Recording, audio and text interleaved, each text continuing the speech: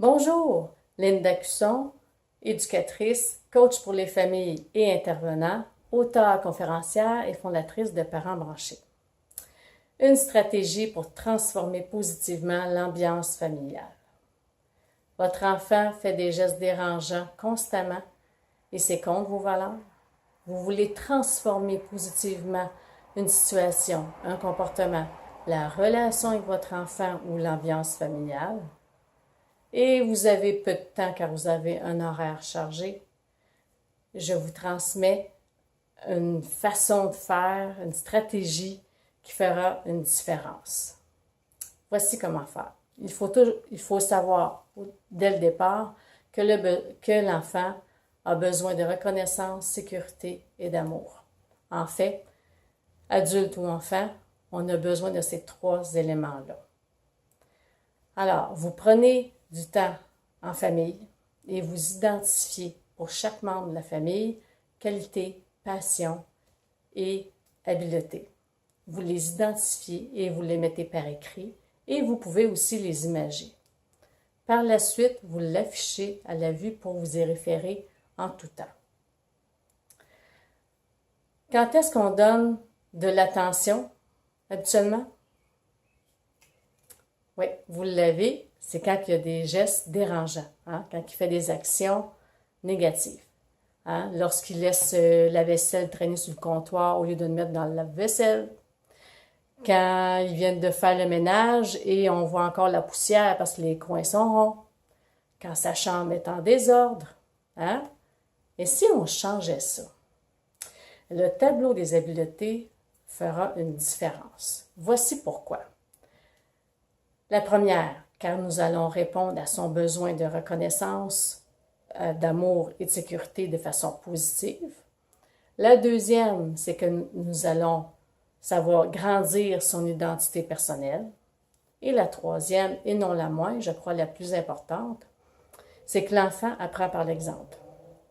Donc nous, quand on le lit, quand on lit nos habiletés, passions et qualités, c'est ce qu'on est intérieurement. Donc, qu'est-ce qui est l'intérieur va vers l'extérieur et c'est ce qu'on dégage. Et l'enfant, vu qu'il apprend par imitation et par l'exemple, il nous voit, il nous perçoit, il nous ressent et on donne le meilleur exemple possible à notre enfant. C'est génial. Comment allons-nous faire? Alors, pendant 21 jours, on lit les habiletés, passions et qualités, OK? Pour les intérioriser davantage et ça va permettre aussi de dégager.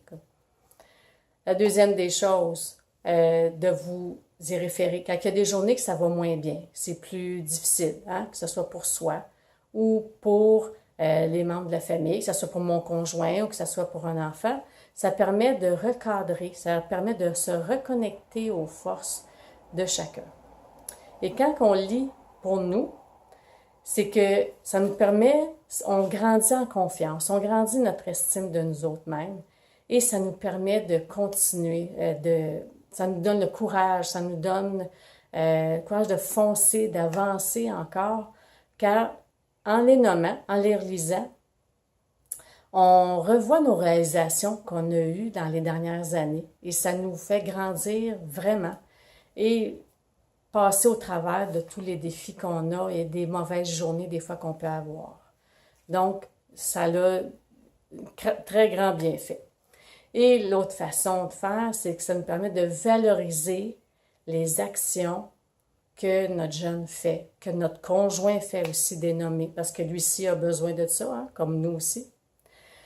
Donc, on peut nommer, comme genre, merci de m'avoir aidé à faire la cuisine. Ça m'a aidé beaucoup.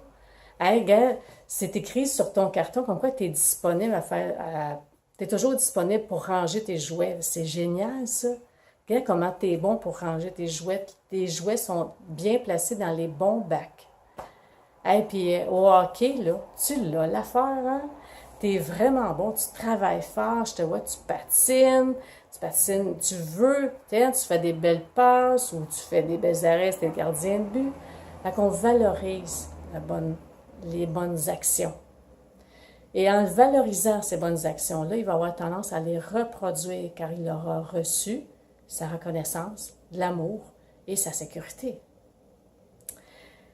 Des petits gestes quotidiens qui demandent peu de temps, qui fera une grande différence à court, moyen et long terme. En valorisant les bonnes actions, il va falloir les reproduire et aussi, on va ignorer des gestes négatifs en notant bien sûr qu'ils ne soient pas en danger physique ou en danger affectif. Là, il faut intervenir. Bien sûr, ce n'est pas quelque chose qui va changer du jour au lendemain, à moins d'une décision ferme de votre part, de créer le tableau et de vouloir changer nos habitudes, de nommer l'action positive et d'ignorer les gestes négatifs.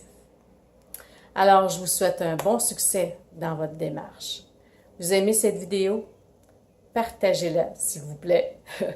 Abonnez-vous à ma chaîne YouTube au nom de Linda Cusson. Abonnez-vous à mon infolettre par mon site au www.parentsbranches.com et venez me rejoindre sur ma page entreprise, sur ma page Facebook Entreprise Parents Branchés. Alors, je vous dis merci beaucoup et à bientôt!